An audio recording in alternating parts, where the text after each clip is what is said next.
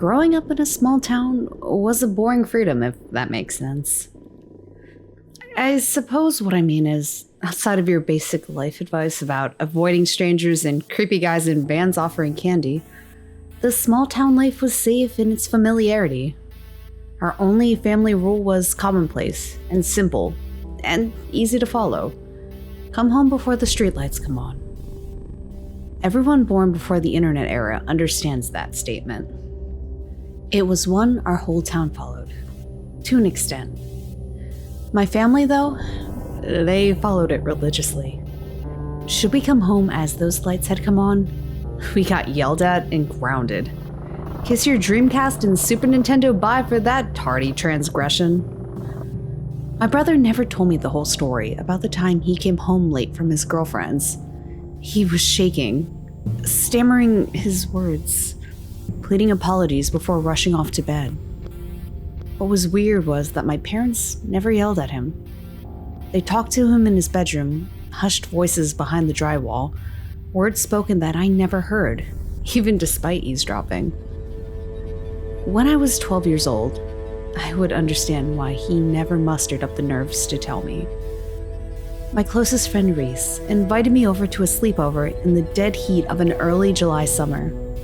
We had sugary drinks, chips, chocolate, and an onslaught of horror and thriller flicks. We were set to have ourselves a good night. It was around 8 at night now when I gazed out of Reese's living room window. I distinctly remember how the sun began to sink behind the mountains, and the bright yellow light of the sun's rays had deflected from the clouds and softened to an orange tinge, which barely beamed off the horizon. It was there that I saw his dad pulling into the driveway, his truck ripping around the corner, side mirror cracking off the mailbox, and the Chevy coming to a jolting halt just before opening the garage door. Reese's father, Mr. Holloway, came stumbling out of his truck, a bottle of Jack in hand, half finished. I don't remember all of what was said when my friend's dad came bursting through that door, drunk out of his mind. All I remember was the crashing of fists against walls, the yelling and screaming, and then Reese's mom ushering me out of the door, sporting a black eye and a swollen left cheek that looked fresh. I hadn't known about Reese's family life, and in truth, I couldn't blame him for not telling me. He thought everything had been better since his dad's promotion at the factory, but the promotion came with new stresses, and in turn, he relapsed into an abusive alcoholic. Now, I was outside, 6 blocks from home and scared. I had never seen abuse. I was young and, understandably, did not know how to handle the situation. So I started to walk home. The streetlights were not on yet, but the night curtains were closing quickly around me. I picked up in my pace. I could feel the cold of night nipping at my heels. I could hear a mixture of Mr. Holloway yelling and hitting his wife, along with my mom lecturing me about being home before the lights came on. That bleak orange tinge that brushed over the dark clouds was fading, failing to the twilight and the emerging of the crescent moon, only to be smothered by blackened clouds that shrouded overhead. As I walked down the open road, I kept looking over my head for the streetlights to come on. Nothing.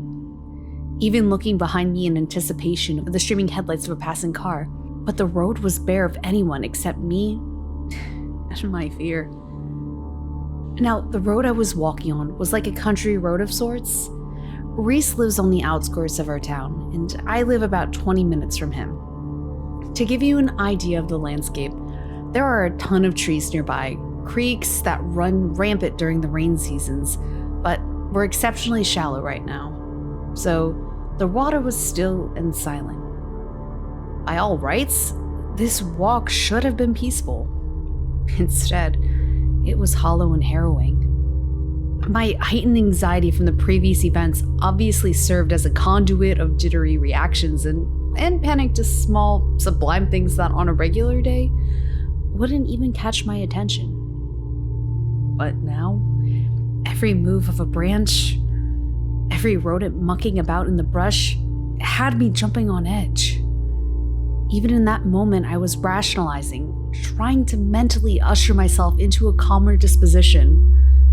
But Instead, my fear was served with a fresh injection of a perverse, creeping spine tingle when all the shrubbery and branches began twirling and undulating as if a powerful windstorm had just brisked through the county line. However, there was no wind.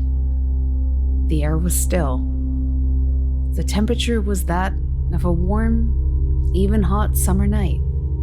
Watching all the bushes and shrubbery made me power walk now, staring up at the streetlights, begging for those lights to flicker on and guide my feet back home. It was dark now. Night had fully smothered the sky.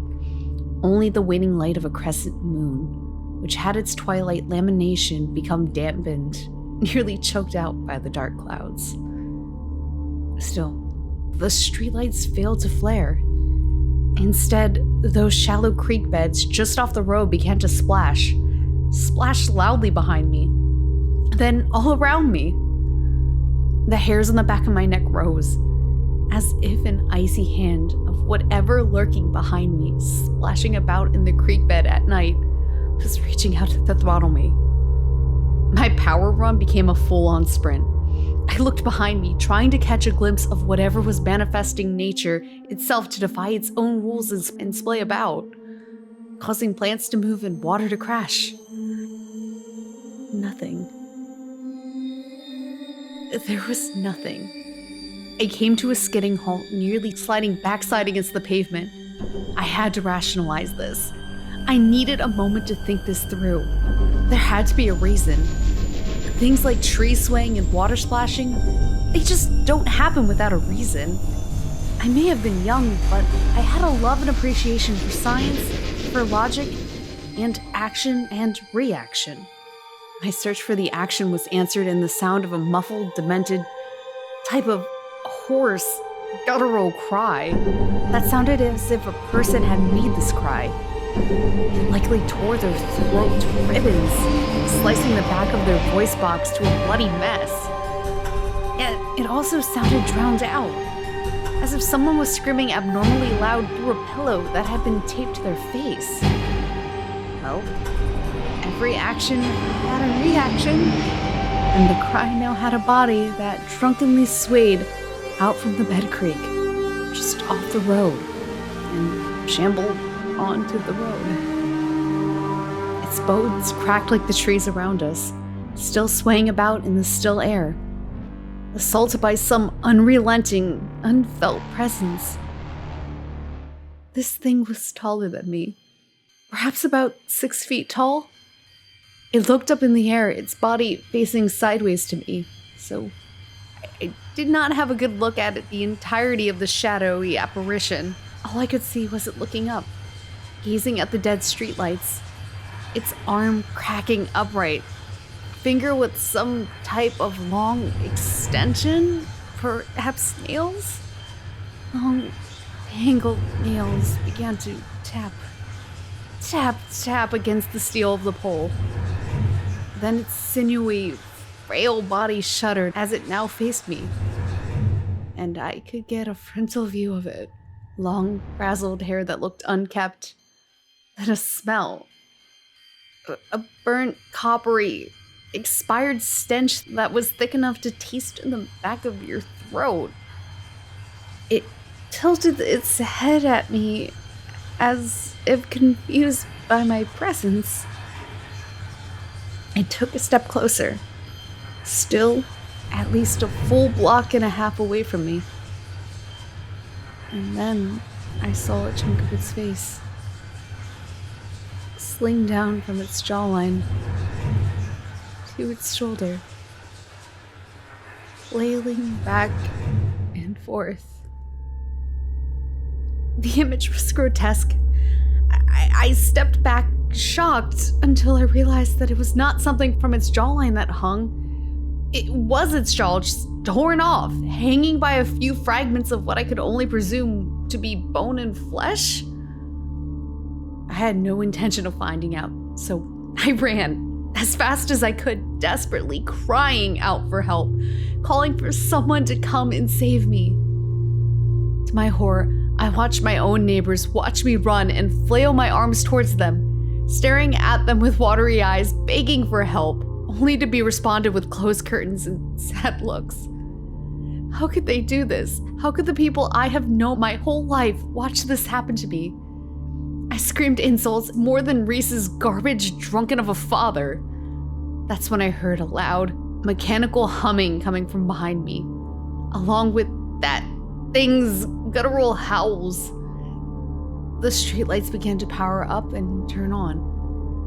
One by one, I caught glances behind me at the lights chasing the thing that chased me.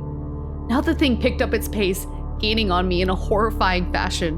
The way it shambled and the sort of crawl ran at me in all fours, with its hanging jaw swaying about. I could see from the bursting lights that gained on it that its jawline had teeth sewn into it, which only made me want to puke more. A large white truck whipped past me and then slammed onto the brakes. Turning till the driver's side door faced my backside, I stopped, rushing to the truck, hopping inside the back passenger door, just before the thing flung itself in the air, charging the truck. The final streetlight came on, and it dissipated into nothingness. The man in the truck drove me home, calling himself Earl. He was a lineman who had to come out and fix the startup issues with the streetlights. He yammered on about the old breaker systems in the town, seemingly unfazed by the otherworldly being that chased me and nearly smashed into his truck. When he stopped at my place, my parents came rushing out, hugging and holding on to me. Before I was brought inside for the longest lecture of my life, I asked Earl one more time what had happened and why nobody helped me. He gave me an answer, albeit a vague one. I am a lineman's son, and we have brought light to the roads across the world since we made homes from clay and wicker. We have seen a lot. We have kept this world bright to blind the things that grind its knives in the dark. I won't say much about the folks that watched you struggle, and I am sorry about it happened. Just do as your mom and dad say, and come home before the lights come on. I felt unsatisfied by his answer, and in truth, in disbelief. I grabbed his sweater as he tried to get back in his truck. So, what are you trying to say, that guys that work the lines keep us safe from that thing? I was dumbfounded, and in truth, I felt cheated by his answer. All he did was laugh and point to the insignia on his city truck. Linemen were torchbearers and lamppost bearers in the old times. If our job was so safe, then why did we carry swords? He said with a smug smile before getting into his truck and driving off into the night.